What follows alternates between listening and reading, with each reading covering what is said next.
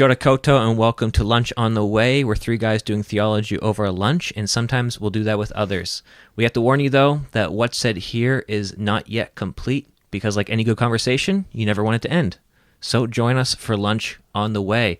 Hey, I'm Joey Millington, and I'm joined here with Jonathan and Graham. And also, our special guest today is...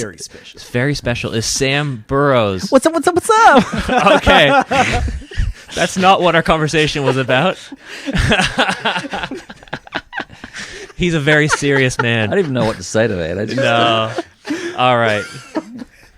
Now, here we go. So, Sam, we have Sam here today because you're obviously looking at the title of this and you want to know about maybe the spiritual landscape of New Zealand a bit more from Sam's research and perspective.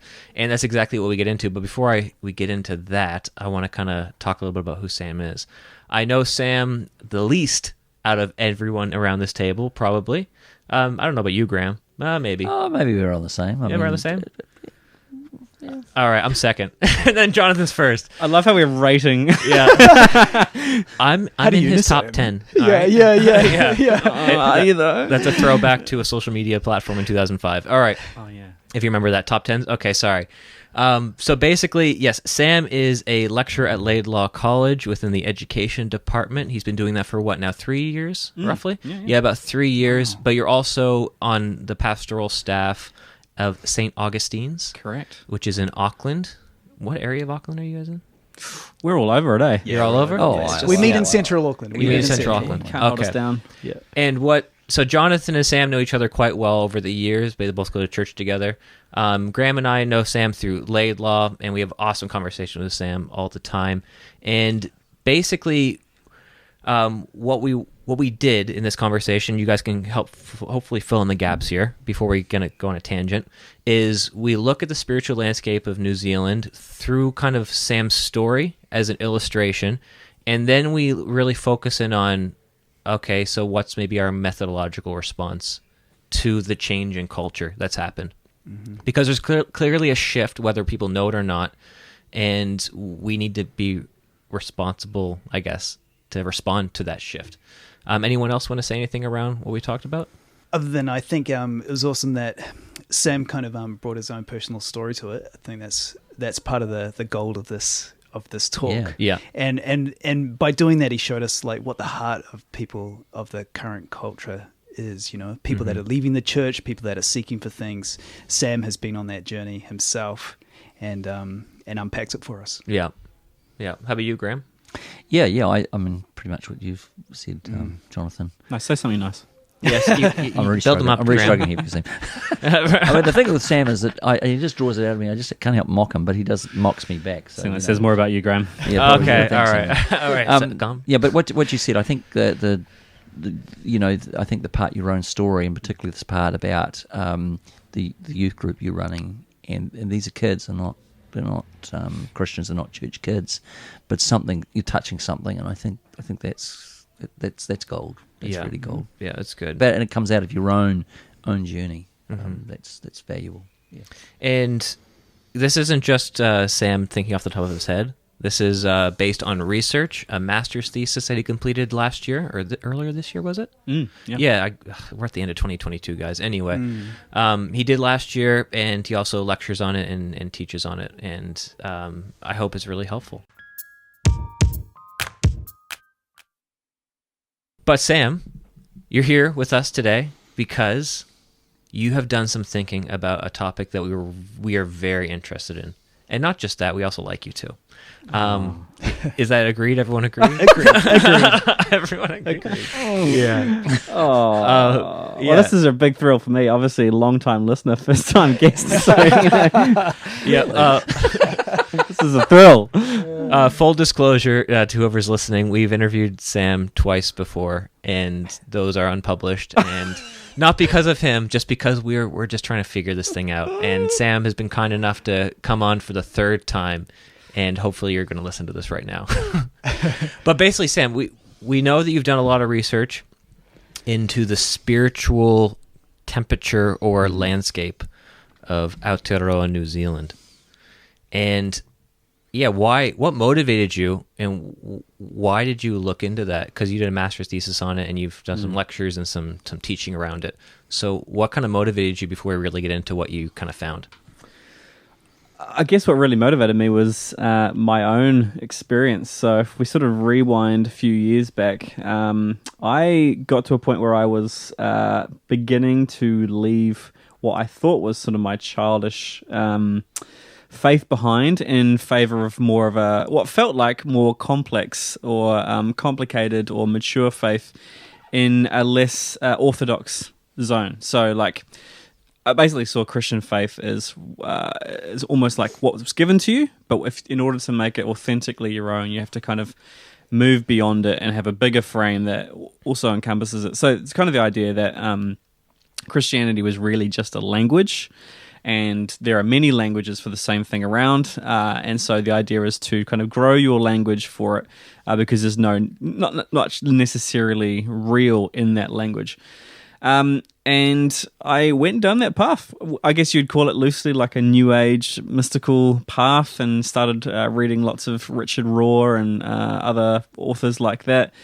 And, a lot of that was in reaction to church authority that I'd not enjoyed very much, and just not wanting to be told what to think anymore. I found that really heavy.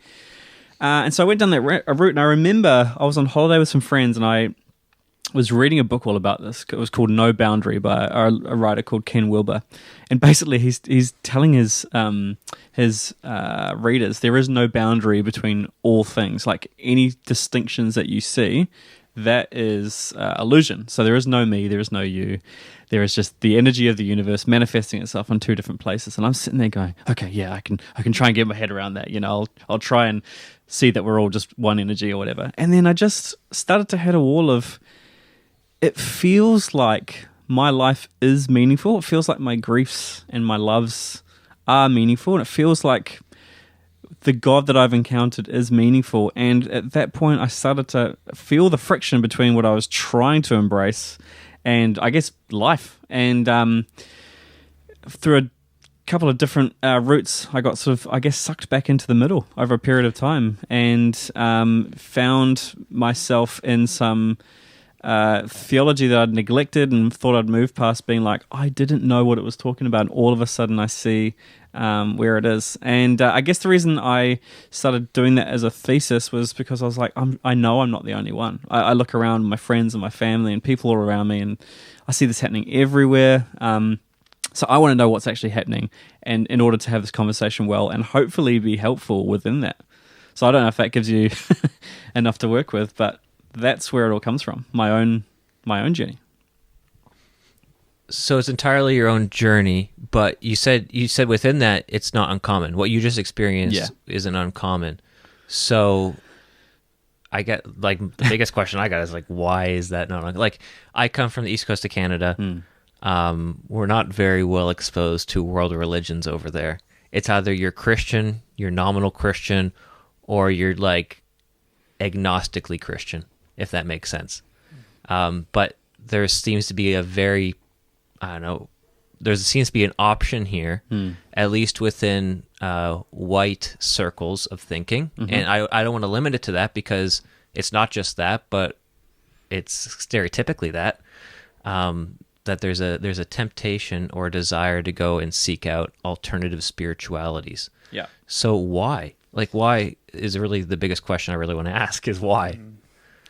Yeah, it's a really good question, because I think you would have assumed the way things sat maybe 10 or 15 years ago that we would just get increasingly atheist. The biggest voices that were sort of out around then were like Richard Dawkins and Sam Harris and Christopher Hitchens, all basically saying we need to move into a post-religion, post-spirituality world. We need to leave that childish stuff behind and just accept reality without it. And so the fight really was, that got spoken about as a fight between faith and science, or like religion and rationality, if you like. But those binaries aren't really what's there anymore. I think people have sort of moved beyond that, and people are very open to spirituality for a bunch of different reasons. And we've moved into the zone of, actually, most people in New Zealand and the West are very open and keen for something spiritual. They just don't want to be told what that is. And so there's a few terms and ways we could categorize that, but I think a lot of what post-modernity has brought, which is really just an extrapolation out of modernity, it's just things that were in the pipeline for ages coming to roost. Like, this is always going to happen. This is not a surprise. This is kind of like the consequences that were always going to arise. Yeah. So, Sam, Yes. in terms of your age, you're a millennial. Yeah. Now, you said family. Is this, are we talking right across the age group here? Because I guess if we were thinking of just millennials, we can categorize that, this and that. So what was your sample, when you were saying, a lot of people or a group of people, what does that sample look like? Is that across 3 age groups? Yeah, there's sort of two groups that tend to be well represented in this, and this is the young adults group and the empty nesters. So they've got a bit of time now to think and realise they maybe don't want to go to church if they're not raising kids in it. But it's happening everywhere. And so basically all I did was get my hands on all the big studies that have been done across New Zealand, Australasia, and the Western world about what's going on. So it's across all of it. No particularities between, New Zealand, Australia, as opposed to Northern Hemisphere? I'd say New Zealand's slightly ahead of the curve, I think. That's all. But there's the same trends happening everywhere. So there's a few ways you could describe what's happening with people in spirituality. So it's very different to how it would be in previous generations, but basically, widely speaking, we as a nation, we are post-institutional. So we want to explore spirituality, but on our own terms, not in an institutional format like a church. Arguably, we were never really institutional anyway, because our high point was like in the 1890s, where 28% of the population went to church. I mean, that's our high point. And it really was never core to society like it was in somewhere like Europe. So we're post-institutional, and because of that, we're personalized. So we do everything based around the basis of what we want and what we're getting out of spirituality, rather than being told from within an institution or authority, here are the ways that we actually form ourselves within the faith. And then because of that, we tend to be quite syncretistic. So that's just a fancy word of saying a bit of religious pick and mix is going on. Pick a bit of Christian language, but then you use a bit of like New Age spirituality, maybe a bit of Buddhism, throw it together, and you've got whatever makes you feel alive on the inside.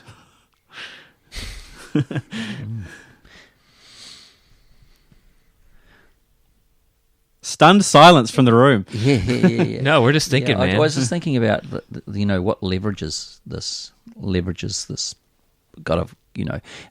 leverages the anti-institutionalism? Right. Yeah. What leverages the this vacuum here? There's a kind of there's a reaching out, a wanting to grasp something that I haven't got. Maybe we might throw that kind of idea of transcendence in there, but I don't want to put words in your mouth. But what are the leverage?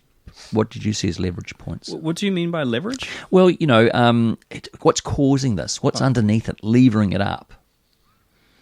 You mean, why do people still search for spirituality rather No, than the lack. What is it? The desire to not have authority over you, and the lack of wanting to be within an institutional expression of spirituality. In my assumption, that doesn't just happen. Yeah. Yeah, well, I think that's happening across the board. So, I've been reading a really interesting book about that, about the state of institutions, which aren't doing too well. Yeah. Politics and education are two very obvious ones to look at. People have basically lost faith in our major institutions. And so, part of that is the cynicism that comes with seeing leaders that have continually let us down. So that's part of it. The other thing is we just live in a very personalized age. So anything we access on the web basically is spun to be attractive to us as an individual. The content that gets thrown at us as well. So we're not in a paradigm at all of basically putting ourselves under anything. It's all about what makes me come alive is the major question that young people especially are asking. I know I'm certainly vulnerable to that as well. Yeah, I was just thinking about trust. Maybe once upon a time we saw somebody sort of, I don't really want to get into politics here, but to see that, the Prime Minister or the Governor General. But the trouble is, I wonder, do we know too much about everybody? Are we just too familiar? Is that part of a road? You look up somebody, there's a distance between. There's a kind of like, and there's a genuine, I think the Queen did this, a degree of mystique. And that's they say that's one of the risks with the monarchy, as it needs to be relevant, but is there a point where it gets too close and people become too familiar and then it loses its mystique because they find out, well, of course they're human, but it loses that kind of gloss. It's like, why do I follow you? Yeah. But that brings up the other question of integrity, doesn't it? Because if you could get close to someone, realize they're the real deal. And again, I think we've got some poor examples. I agree. Yeah. Within the spiritual landscape of New Zealand, so there's a lack of authority or a lack of trust of authority, which is then a lack of wanting to be a part of a traditional institution, and that seems to be an issue within, I guess, like the church seeming like an attractive thing within general New Zealand society. Would you say that's the case? Is that that's kind of the cocktail that's kind of there. Yeah. So I don't know, like as a pastor, I'm like, man, I'm just like, maybe I'm going to the practical too soon, but I'm just like, so we know there's an issue, and the issue is people don't see Christianity, those who are outside of the circles of Christianity don't see Christianity as actually a viable option for spirituality for whatever reason, whether it's because they distrust the authority because of historical wrongdoings, or because of perceived association that Christianity has with like a colonial West, for example. Or it could just be because, well, I don't think God really exists, so why would I even go there? So as a pastor, I'm like, well, how do I actually how do I make this Christianity seem viable to somebody who you just painted the picture, who is looking at spirituality and spiritual expression as like a buffet, and it's like, I don't want the pasta today, but I want the roast beef, and it's like, well, maybe 10 years from now I won't want the pasta, and the roast beef is just old and doesn't really help me, if we want to bring it back a previous conversation, flourish the way I want to flourish. So yeah, what have you thought about this at all, Sam? Like what is the thing that would pierce through a worldview of like consumeristic spirituality and lack of institutional trust? Well, I think, my hunch is people don't really know what they want. And so, the question behind the question is, why are they still searching despite, leaving church behind? So why did you not just leave everything behind? So there's a longing for something that they don't think they can find in church, but we would all believe, yes, you can, absolutely, in the most full sense. But I think, as a pastor, for example, and this is rattling around the back of my head most of the time because I help to lead a youth group and very sensitive to bad power dynamics, right? And so what does it mean? What does it mean for me to lead these young people? Well, I think I need to front up with my weakness and be like, this isn't actually about me. This is about me pointing beyond myself. And if I do that with my weakness from the start, I think that helps. I think you're trying to invite someone into something beautiful rather than sign them up. I think probably the CEO model as a pastor is seeing its final form, and it's not good. And so I think we need to, in many ways, go back to basics of if you aren't cultivating your inner world for people to see something in you that's actually tangibly real, that you're in contact with God, you really are just pulling them into a program. So there are no shortcuts. God needs to be real to you, and you need to have your heart open to Him. If you do that work, people will see something in you, and they will come alive to something, and God will do the work. And I just think get out of the way as much as possible. Yeah. I think a lot of church has been about the charisma of the lead pastor. Mm-hmm. Yeah, I say that because, or I asked that question, and I loved your response. It's basically just seeing things beyond. Oops, that was my volume. Seeing things beyond beyond methodologically how we may have done things before. The reason why I ask that is because I've shared this with you. I know somebody kind of close to me, but not super, super close, who had a moment of tragedy in their life, which is usually historically in a moment of tragedy or disruption or maybe a new chapter or whatever, we see those as opportunities for evangelism or opportunities to share Jesus because people are more open, or they see themselves as needing something to help them along that way. And for this one person, they had something massive kind of happen in their life, and they said, Joey, I've started praying, and I've started, I don't know to who, but I've just started praying because I just don't know where to go. And I'm like, well, I'm like sick, so I talk about Jesus a little bit, have a good conversation, not too pushy, but just like, this is my perspective, take it or leave it. And I see the person 6 months later because I don't see them too often, and then they're like, oh yeah, now I'm a yogi. And I'm into yoga, and I went on a retreat, and it was life-changing, and now I'm on this path of Buddhism. Anyways, it's a bit of a hodgepodge. But I was, in that moment, I was like, oh my gosh, the path of least resistance in tragedy in this country is, well, for this particular person, at least, was a secular form of spirituality. And it was like a fusion of like maybe some Hindu stuff and Buddhism a little bit. And I was like, man, so the church was not an option for this person at all in a moment of tragedy, because the spiritual landscape is so different.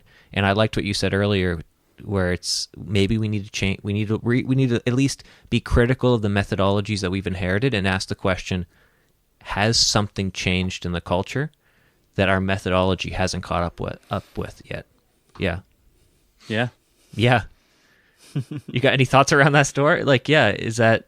I mean, I think we're on the same page. Yeah. I mean, that story is paradigmatic of what seems to be happening across the board. I mean, I mentioned before that another great paradigmatic example is Michael Gunga from the band Gunga, who started off as a church worship band, wrote worship songs that everyone was singing. The songs were very Jesus-centric.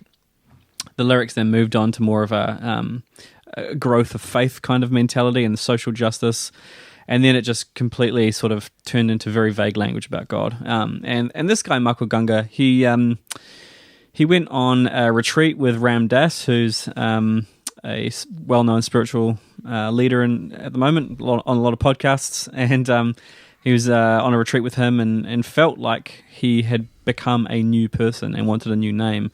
And so Ram Dass named him Vishnu Das, which means servant of the Creator. And so Michael Gunga has taken on this name, Vishnu Das, or Vish, and he's into like a flow state and into Eastern spirituality. And it's interesting to me because what he's done is basically, in his mind, I think, grow beyond Christianity without actually really entering into the depth of what Christianity had. When I saw his story play out in real time, I thought his story is kind of the Western Church's story. It's the paradigm there. We're kind of moving in that direction. We're not becoming functional atheists or atheists. We're actually becoming sort of vague spiritualists. This is a thought. I don't know what you think to this, but I just sort of think, on one hand, you've got the atheists that Christopher Hitchens and all those ones, and that's sort of gone off the boil, which is really cognitive. Yeah. The argument is, why would you believe that? Yeah, there's a lack of beauty actually in those arguments, which is not very attractive. Yeah, and so it's kind of working on the angle of this is truth. That's what they're arguing for. Getting slapped is what they call it. I'm thinking about the guys as you're just describing that. Yeah, that it's almost the pendulum's now swung to just what I experience. So it's kind of, that was beautiful. Yeah, and that's worth paying attention to. That's beautiful. Oh, therefore that must be good. Oh, therefore that must be true. And that's worth paying attention to, because I think that response is in many ways a critique to a very cerebral church. A cerebral church that's let go of experience and let go of beauty, gets people to sit down and listen to a 40-minute sermon most of the time. It's all about the content we can get into people's brains, rather than inviting them into a deeper experience of reality itself. So I think it's a worthwhile thing to listen to. Yeah, I think we should be taking notes. Yeah, I mean, but we could also push that too far and say then it just becomes experiential in the Sure. sense that we I'm thinking about the whole human person, and we just, I guess, we've got the swing to kind of experience. And look, I'm right But with the you. thing is, if people aren't coming to church and they're finding these experiences elsewhere, that's something for us to think about. So we've obviously neglected something. And so we're not saying chuck out like cerebral stuff, but we're saying maybe experience should be a bigger part of what we're doing. Yeah, and maybe I don't know what you think this, but maybe it's the thing underneath here is a longing for beauty, whatever that is, for other, for a sense of transcendence, that I can't meet in where I am at the moment, and therefore to explore this gives me a sense of something. I don't know, I was going to say beautiful, but even that can't even qualify that. It's just sort of something reaching deep in the gut, drawing out. Yeah, and I think the only place people feel like they can really look to for that is within themselves. Yeah. And unfortunately, that presents a multitude of dead ends. And so, everyone will realize that eventually, and everyone always does. I mean, I did. I was like, oh, I can't. So what woke you up then? What kind of... That's a great question. I think it was like this spirituality doesn't do justice to what I feel, who I feel I am as an individual. Now that could be because I feel like I'm a special little snowflake. But at the same time, I was like, no, my life feels meaningful, and I then have to neglect all of that in order to embrace this. I'm not prepared to do that. So as I started reading, I picked up Torrance again. I picked up James Torrance, and I started reading his stuff, and I was like, oh my gosh, this actually does far more justice to the human person being caught up in God than any of these spiritualities do, And then I read T.F. Torrance, The Mediation of Christ, and he basically set this amazing thing out where he's basically saying, when you become a Christian, you're becoming more yourself. Like in other language, you might say Christianity brings you more into focus and you become more vivid in color. Whereas I think, and I mean, I don't think this is controversial at all, the concept of nirvana in Buddhism, which a lot of these spiritualities draw from, is this idea that actually you let go of self. You kind of blur out and eventually you will become nothing, and nirvana is your flame going out, essentially. So the idea is to let go of self altogether. Christianity moves in the completely opposite direction, and knowing that distinction actually is really important, because a lot of our prayers, language, and practices can look really similar, but they're actually going in completely different directions for completely different end goals. And I think that's really important discussion to have. Yeah. I was going to say, actually, when I think about Christianity, it's both and, actually. In the sense of the particular person, the individual, but it's also community. I'm not just saying that as a pet word. I'm thinking that the self and knowing is in relation to others, and we find that. But I mean, Jesus' words are not die to yourself or let go of yourself. It's if you want to find yourself, then you let go. Yeah. So that's it's that first bit first. Yes. Yeah. And then to get there, you gotta lose yourself. No, I was kidding. Whoa. So I was interested in knowing this, that you're just saying that you started reading some stuff. Yeah. I guess I'm interested to know, were you others that you were friends with and journeying, was that part of that, or that's not? Well, I suppose it's a little bit of a loaded question, because I'm just going, is this just about the individual, or somehow is there some connection with others that you were either noticing or you were in conversation with? Yeah, did you have best friends who were also in that? Yeah. I did. I had a lot of funnily enough, I started this thing called Not Church. Okay. So you're that guy. Cringe.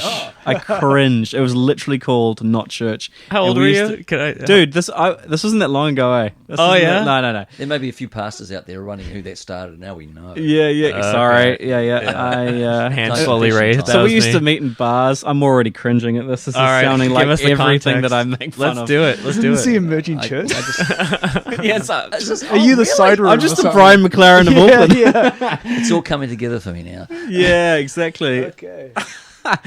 Oh yes, I started Confession time, you know. Yeah, I started a group called Not Church, and we'd get together and chat about spirituality without being told what to think. And man, we were deep, bro. It's not too different to this pod. I'm just Yeah, kidding. yeah, exactly. Yeah. I'm just kidding. And really, it was just an excuse to like air your grievances, I think. Yeah. And talk about how bad purity culture was, and et cetera, which it has its place. But to think we were doing anything beyond that was probably a stretch. I think it was helpful for people to explore the stuff without feeling they had to toe a line and be pulled into it. But again, it reaches its dead end. No, so, for sure. yeah. I remember I had a conversation with a good friend who is in the process of like really the word deconstruction was being used, and they're like just basically what I think everyone goes through, but you just gotta tear it down to kind of like build anew. And I remember giving them this person this one advice where I was like, all right, yeah, do that, but don't stop going to church. I was like, stay within the institutionalization of the body of Christ. Because within there's actually a framework to actually allow you to kind of build back anew. And because I'm like, well, if you leave and if you go do not church, if you leave and you go do not church, then there's the chance. John's just cracking up at me. I love that name so much. If you do that, then the odds of you actually not constructing back towards something you actually within your heart believe, but you just haven't intellectualized it as well as you could, is quite great. At least that's the advice I gave this person. And so within that story that you just told, were you still connected with a local, or were you like completely disconnected? No, I was pretty disconnected. But again, it didn't last very long. So I eventually found a community that was open enough, without saying too much, open enough that it didn't feel like I had to toe any sort of line. Yeah. And that was good. I mean, I was also surrounded by people having the same conversations. And it's reminiscent of a lot of the research. A lot of the myths out there around young adults is that when they go to uni, they lose their faith because what they're presented with at uni is far more complex than what they've been learning in church. Now, there's correlation, but there's not causation. Yeah. It's they go to uni, and it's not the ideas that's being presented; it's the life they're being presented. So suddenly they have independence. They can go wherever they want. They're 18. They can go wherever they want, drink whatever they want, do whatever they want. They have a driver's license. They're basically adults. So if you haven't been formed enough within the institution at that point where it's really grabbed your heart, at that point you're going to go with what does grab your heart. And what tends to grab your heart at that point is, I don't know, I really want to sleep with this person, or I really want to go and have that experience. And if the church is like, you can't do that, well, it's like, well, it's a pretty easy decision to make, this actually makes me feel alive, whereas you guys are just, this is a dish. And it pushes your point about the kind of cerebral nature that That's right. I'm not saying all churches cerebral, but that sort of prescriptive cerebral way. I mean, it doesn't carry when maybe students go to university, because I'm thinking here of the way that we make ourselves. So maybe church hasn't helped us in how we make ourselves Christian. I mean, James K. Smith has that great quote about, when he's talking to teens about, celibacy or whatever, or abstinence. If you just tell them what to do and like give them heaps of youth group talks, without actually helping them to form their hearts in a different direction, what you're doing is you're pouring water on the head to try and put out a fire in the heart. And I think that's maybe one of church's problems. Formed heads, not hearts. Exactly. Say that quote one more time. Is it a mic drop moment? I did. I just pointed at you when you said it, and I'd say it again. Okay. Say it again. Say it again, Sam. I think this is maybe a good statement to maybe analyze a lot of stuff we do in church. Is, are we pouring water on people's heads to put out fires in their hearts? Actually, I think we need to be trying to aim the force of people's hearts at true beauty and truth and goodness. Yeah. So the head's formed. Head. So I know what I should do. Yeah. But actually, my gut, sense of being, my heart, actually is really basically subject to the culture that's pushing me. I think that's what we're really inviting people into is, can you open your heart to God? Jonathan, you are there's kind of cooking there's away a there's there. a little Jonathan, you just started talking. Yeah, exactly. I'm just loving the conversation, and Sam and I know each other, and I've heard a lot of him speak on this before, and I just want to give him the space to speak. I think it's awesome. But to my mind, there's a little aporia, the little break in all this is that what brought you back is reading deep theology books about torrents. And I'm wondering, so yes, there's this experiential thing. We need to bring people into beauty, but what also brought you back was the beauty of a well-formed truth.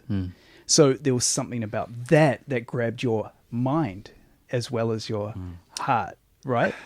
Because it's torrents. I mean, that's deep. That's difficult stuff to read. Yeah, it's not. I mean, it's not Narnia, is it? Yeah. And No there's big also, deal. and as far as I know, there's also, and correct me if I'm wrong, there's also another movement, especially in the States, and you see them all over YouTube, of not dumbing down the faith. Correct. Because part of that, I wonder if what we think is cerebral in the church is just not cerebral enough.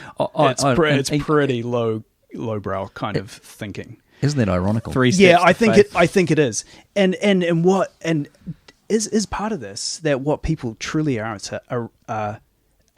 honest responses to difficult questions. Well, is that part of it too? Totally, man. But I think with that is my primary driver was I need my life to be meaningful. Was my primary driver. I need to go looking for something that confirms that, or at least resonates with that, because the spiritual reading that I was doing wasn't, and so it was that driver of please may my individuality or myself mean something, and I found a way to see how that all clicked together. But it was my very human driver within me that pushed me there. But I think you're right.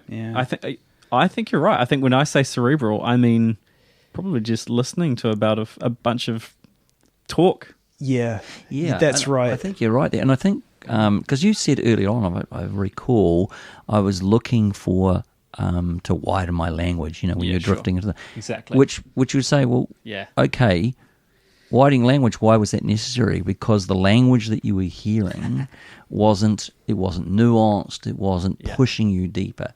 Correct. It was kind of, and I don't want to put words in your mouth, but maybe it's just the man jumped over the moon kind of statement, and that's just simply not. It's been simplified so much, reduced down so much. That's a really good that point. Actually never gave you anything of sense of mystery and wonder and curiosity for you to go.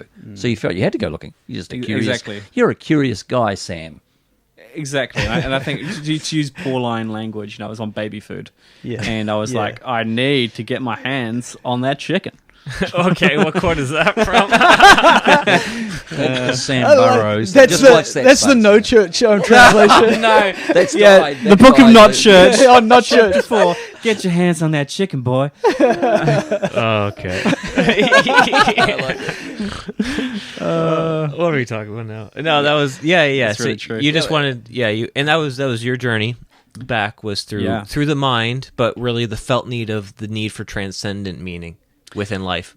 If it wasn't for sort of these adjacent organizations like to my church, like Laidlaw, or there were other conferences happening at the time where people were actually like broadening things and making your head hurt, I don't know if I'd still be a Christian, actually. So really great that we had access to that stuff. So I think you're right. Yeah, people are looking. I mean, I think the language thing is a really interesting one. I mean, I wonder about that, is that we've, the idea of relevancy and contemporaryality, and we just reduce down until we kind of find we've lost the language. We don't know how to talk about stuff worse. It's. I mean, I've been in lots of sermons where people are just kind of shooting from the hip, man. Like this obscure Old Testament story means something completely disconnected. I feel that God has spoken to me about. It's like, mate, there's no coherence, and so it's too easy for me to just drop it, because it's like, you're making it up. You're not listening to commentaries or other thinkers, not even thinking about your own context and how you're bringing that into it. So Yeah. I'm entering into my early 20s cynicism now. Thank you, guys. No, you're welcome. We're gonna bring you back up. We're trying to get you out of that Yeah. soon. We're gonna bring yeah. we're gonna bring you back out Yeah. with this question, all right? And Yeah. I'd like to land on this, and then Cool. we'll close it up. So what does discipleship then within a church context look like for someone in your opinion, within maybe even your specific context of who you interact with or whatever? What does discipleship look like, and to what end, given the spiritual landscape that maybe we find ourselves here in Aotearoa, New Zealand? More specifically, we're recording this in Auckland, New Zealand. More specifically, we're in West Auckland. So it's, you know what, even just saying that, it's not specific enough. I understand that. However, we need to start somewhere. So for you, and where you interact with, like, what kind of disciples would you hope, I don't know, would be maked? I don't know, using Graham's words. Formed? Apprenticed? Apprenticed. To respond to the climate and the culture that we're in. Oh, man. Yeah. $1 million question. It is. And you can just is. externally process it out loud in front of the microphone. No judgment. Go. Yeah. Whoa. Well, I mean, this is a big question for me because, you know, like I said, I'm sort of working with, at this point, sort of 17, 18-year-olds, like end of high school, and a lot of these guys have never been at church. So the reason they're coming along is because of friends that have brought them there. So my big question is, what the heck do I do? And so, and this group is totally different to any youth group that I ever grew up in. And one of the big things that I've noticed straight away is you cannot assume people know anything about anything. I mean, that goes for lecturing now. It's like you used to be able to like bank on the fact that people would have like a basic biblical knowledge, know a few stories, know what Jesus said essentially and how it all worked. I don't think we can assume anything anymore. So I've got this group of like 20 teenagers, and none of them really have been exposed to any of this. So I think that's one of the starting points, has been like, you got to start from the beginning. And so really you're asking the question, what are some of the first things you want them to pick up? And, oh man, I'm going to have to externalize a whole bunch of stuff I haven't really thought about, which is really helpful. And we might push you. We'll probably push you a bit. Yeah. Well, so I lead it with another guy, Matt Maslin, who's also at Laidlaw, and part of the methodology we use there is we're constantly like taking little jabs at each other, having a lot of laughs, while at the same time going really deep with these guys, so they can see that being a Christian in real time doesn't make you a serious, detached person. They have a lot of fun with us, and that in a methodology is really important. So the relational aspect is super important. Just being human. Well, exactly. I'm very open about, like, you know, I struggle with this and this and this. I haven't, like, this is what I'm trying to do, guys. Let's all try and do this together. So it's not about you attaining anything that you think you see in me. I'm constantly trying to get that out of the way. But also, I think I really appreciate that these guys are smart, and because people are so connected, young people are really curious. They're really plugged into the political, the environmental, these big ideas, and they're really listening to a lot of stuff that I wasn't. I can't really draw on anything in my youth group experience. That means that because they're used to a certain high level, and actually a lot of kids in my youth group are sort of private school as well, so even more so, I have to come with stuff that meets them at that level, which is an awesome challenge because, you know, I'm not playing like Chubby Bunnies or doing Fear Factor or anything like that, which is a relief. Not blending a Big Mac and drinking it. Yeah. Oh gosh. Those are the dark ages, weren't they? But really respecting their minds. And so, you know, we'll talk about, we actually used McGilchrist and Gestalt the other day. What else do we do? Really? All right. Wow. Yeah. So you got to ground it in a good way, but then, you know, you're talking about, we used Charles Taylor's cross pressures. We've used that for an entire term and talk about how society's cross pressured, we're cross pressured. Then you link it to music of artists that are demonstrating this cross pressure stuff and that they're listening to. I don't know, Phoebe Bridgers and stuff like that. And then you're really kind of, I guess, connecting up these big technical concepts with stuff that they know. And basically, I mean, some of the feedback I've had is we like it because you respect us as thinkers. It's like, yeah, okay. That's exactly what I needed. Yeah. So that's my hunch. And so, not dumbing it down, but at the same time, it's not complexity for complexity's sake. It's almost like, I guess roughly, and I do this in preaching too, I want to break up everything into like three things, like the humor to get people into what you're talking about, the head so that you're really making them think and put things together themselves, but then you've got to have the heart as well. And I hate to make those break it up, but it helps my thinking. Yeah. At the end of all of this is about me placing myself before a real God who, because he's a person and I'm a person, there will be friction there. I don't get to turn him into something that he's not. He is who he is. And I have to deal with that. And putting myself before that God is the most alive I'll ever be. But unfortunately, that will mean that all the cultural forms that have formed me, being post-institutional, being personalized and being syncretistic, all of which I've been and continue to be in different ways, they have to be laid down in front of God, in front of the God that's revealed in Jesus, because he's better than anything that my syncretistic methods would ever create. And that to me is a really exciting conversation. And I think I wouldn't want to put that into too many like methods or strategies. No. But I think those dispositions have really helped us, and our youth group's grown, and pretty much none of them go to church. And we're like, why are you here? And I feel like maybe there's no other place where you can really touch that depth at the same time as getting something you know is important within yourself, where at the same time you're being known as a person and having fun. It's a really difficult balance. That's a tough combo. So I don't know if it's helpful for anyone, but No, that's good. It's awesome. What I'm hearing is that it's almost like you're helping the students that you're kind of in charge of or discipling see things outside of them for a second. It's like you're lifting them up and they're 30,000 feet above the culture, and you're like, just observe, maybe for a few years, just observe. We're going to observe together what's going on here and what's really ticking and what actually matters. And maybe there's a few, that's when you describe that, I'm like, that's what it kind of feels like, where you're almost like putting the pause button on their lived experience for a moment and saying, hey, just watch.